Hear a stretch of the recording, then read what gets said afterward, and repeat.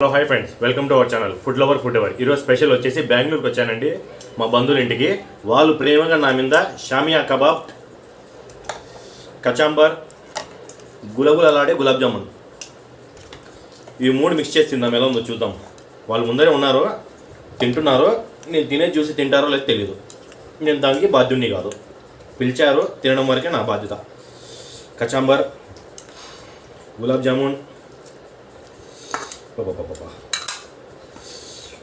షామియా, chicken షామియా, అబ్బాబ్బాబ్బాబ్బా మూడు కలిపి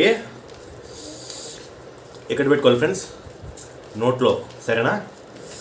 చూడండి.